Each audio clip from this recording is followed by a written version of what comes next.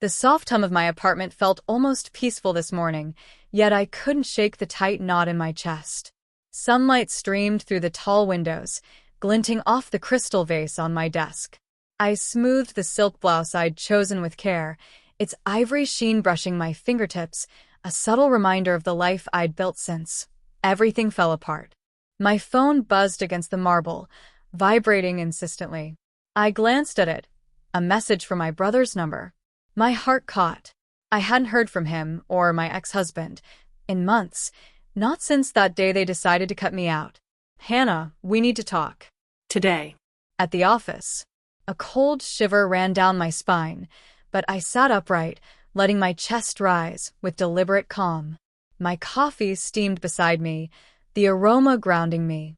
I felt the old ache, the humiliation, the betrayal, but also the quiet pride that had carried me this far. I reminded myself, I wasn't that scared, desperate woman anymore. I had survived their dismissal, their arrogance, their decisions to transfer the family business without even consulting me. And now, they were coming back into my world, expecting what? Pity? Weakness? No. They wouldn't find that in me. I tucked a strand of chestnut hair behind my ear and took a slow breath. It was time to face them, and this time on my terms. I still remember the day as if it were yesterday, even though it had been 2 years. The sun had barely risen, casting a pale light across our family estate. I was 29, wearing the simple beige dress my mother had gifted me, something that should have made me feel safe, elegant, but instead, I felt exposed. "Why are you even here, Hannah?" My husband, Ryan, had snapped, his voice sharp as broken glass. His eyes weren't the warm ones I'd fallen in love with. They were cold, dismissive, full of disappointment. My hands trembled, and I pressed them together to stop the shaking. "You're not needed in this business anymore," he said, his words slicing straight through me. "Your brother is handling it now. I don't see why you should stay." The world seemed to tilt, the floor pulling away beneath me. My brother, Liam, stood silently in the corner, his expression unreadable. My own blood, complicit in the betrayal. My throat tightened, the lump forming that would not let me speak. I clutched the small silver locket my grandmother had given me on my 21st birthday. "Remember," she had whispered that day, "strength isn't loud. It's quiet, and it's yours. Even when they think they've taken everything, they haven't taken you." Her words echoed now, as Ryan's cold laughter filled the hallway. I felt tears prick my eyes, but I swallowed them down. I had been humiliated, dismissed, treated like a child who had no say in her own life. But somewhere, deep inside, a fire began to glow. "I'll leave," I said finally, my voice low but steady. "I'll go, and I'll make sure this doesn't break me." It wasn't pride alone that pushed me out that door, it was resolve. I knew I would build something of my own. Not for revenge, not for spite, but for myself. I would prove that I was not defined by their decisions, by their betrayal, by the narrow expectations they had for me. That day, carrying only a suitcase and the silver locket against my heart, I stepped into the unknown. My future was uncertain, frightening, and entirely mine. And I vowed, silently, that one day they would see who I had become. The first few months after leaving were brutal. I moved into a small studio apartment in downtown Chicago, its cracked windows and scuffed floors a far cry from the estate I had known. I had nothing but my savings, a handful of contacts, and that silver locket tucked beneath my blouse, a constant reminder that I was not defeated. I found a job at a small marketing firm doing administrative work that felt like a step backward, but I told myself it was a step toward something bigger. Every evening, after the office lights dimmed and the city outside my window went quiet, I would pull out my laptop and work on my own ideas. Branding concepts, client proposals, pitch decks, anything that could turn my vision into reality. It was during one of those late nights at a coffee shop that I met Margaret Reynolds, a seasoned entrepreneur with a sharp eye for talent. She noticed me scribbling ideas frantically and slid into the seat across from me. "You have something," she said simply, her gray eyes piercing. "Don't waste it. I can help you get it off the ground." With her guidance, I launched a small consultancy, focusing on clients no one else wanted. Emerging startups, local businesses overlooked by larger agencies. The early days were exhausting. I learned to negotiate contracts, manage invoices, and balance budgets. There were nights I cried quietly on my sofa, convinced I wasn't good enough. But with each small victory, the first client who signed a contract, the first profitable month, I felt the swell of confidence, a quiet hum of pride that grew louder each day. I became adept at masking my progress from my family. On social media, I posted only vague updates, a picture of my coffee, a neatly arranged desk, the occasional inspirational quote. No one could guess the scale of my achievements, the growing reputation I was building, or the office I would one day call my own. Months turned into years. My consultancy expanded, hiring a small team of talented professionals who shared my vision. I developed strategies for clients that others dismissed, turning struggling businesses into thriving ones. Revenue grew steadily, quietly, without fanfare. I learned to master the delicate balance of patience and persistence, never letting frustration or self-doubt dictate my next move. Through it all, Margaret remained my mentor, challenging me when I wavered and celebrating my milestones with the quiet joy of someone who had believed in me from the start. I also discovered something I hadn't expected, the thrill of autonomy. I could make decisions, take risks, and see immediate results. I didn't need approval from anyone who had once doubted me. By the time I received the message from Liam, I had already built the life that my past self could scarcely imagine. My small studio had transformed into a sleek office space filled with vibrant art, polished wood, and the hum of a growing team. I had become a woman who could command rooms, negotiate deals, and hold her ground without apologies. And yet, despite all of this, a quiet part of me remembered the humiliation, the sting of betrayal, the words of my husband that had once made me feel invisible. That memory was a fuel I stored carefully, a reminder that I had arrived at this success not by luck, but by relentless determination, and that the day would come when those who had cast me aside would have to reckon with who I had become. The office door clicked open, and I looked up from the proposal I was reviewing. My chest tightened, not with fear, but with anticipation. Ryan and Liam had arrived, expecting the same timid, defeated Hannah they had discarded years ago. I allowed a small, controlled smile to cross my face. The moment they stepped in, they froze.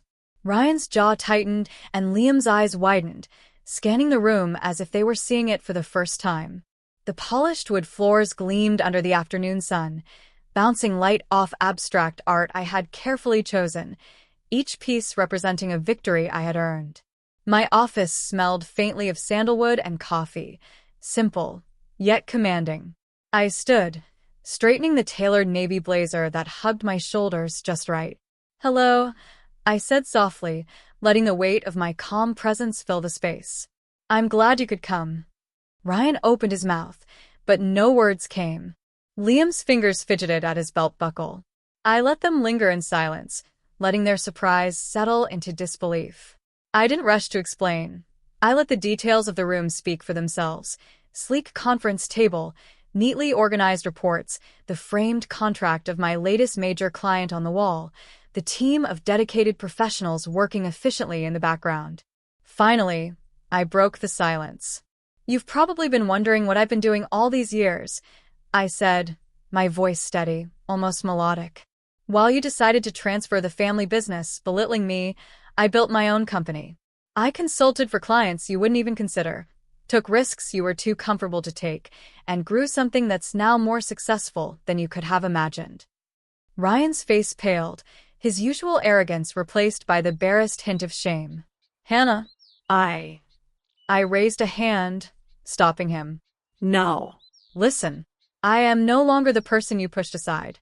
I am the CEO of a thriving consultancy, overseeing a team that respects me and a portfolio of clients that outperforms many of your projects. My net worth is not just numbers. It's proof that I was never weak. It's proof that you were wrong." Liam swallowed audibly, and for the first time, I saw the guilt in his eyes. I didn't realize. No, I interrupted gently, but firmly. You did realize. That's why you're here.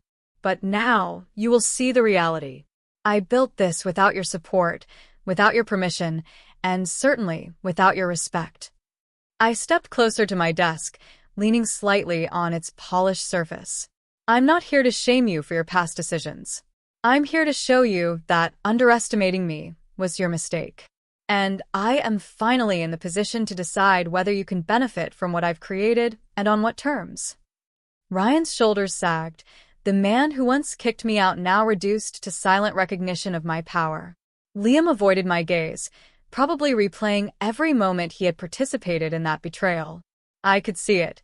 The humiliation they once inflicted on me now mirrored in their own faces.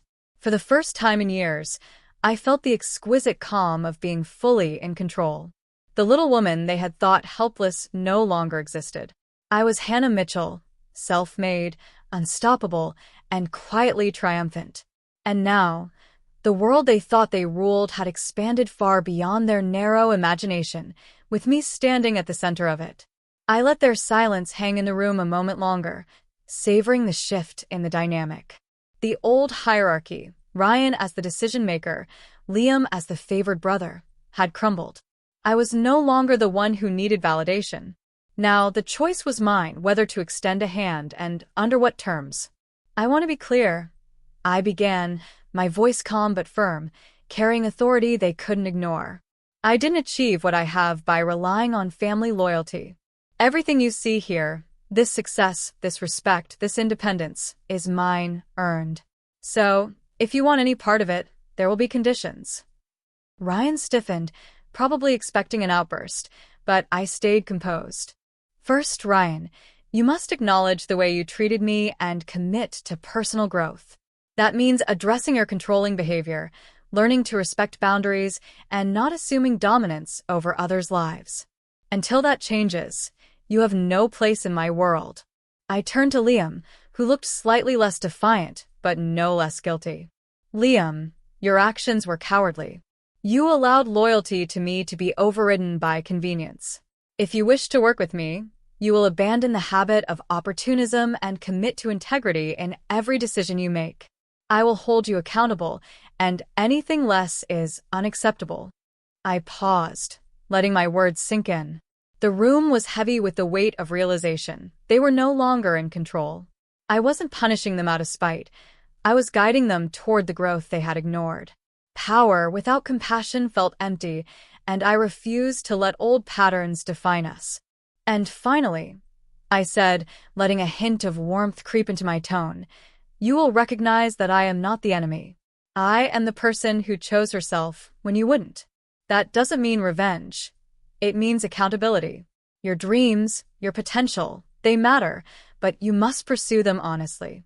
Anything else, and you will have no involvement in this life I've built.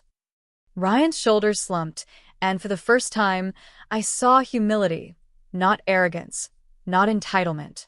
Liam nodded subtly, the guilt in his eyes softening into determination. I sensed the beginning of change, small but tangible.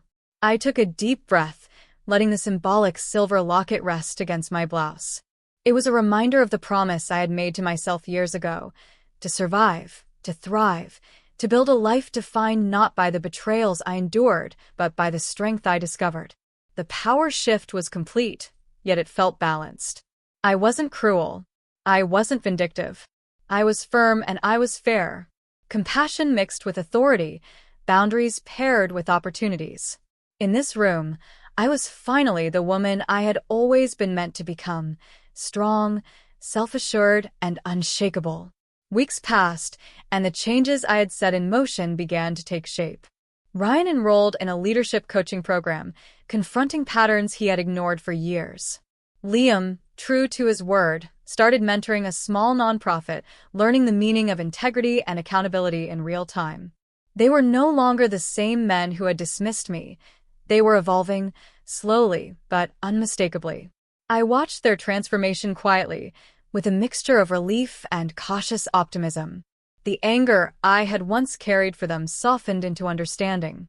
Not forgiveness, exactly, but acknowledgement that even betrayal could spark growth when met with resolve. As I sat in my office one evening, sunlight slanting across my polished desk, I touched the silver locket at my throat. My grandmother's words from years ago echoed in my mind. Strength isn't loud. It's quiet, and it's yours. I realized now that the quiet strength she had spoken of was not just about surviving. It was about creating a life so full of purpose, independence, and respect that no one could take it from me.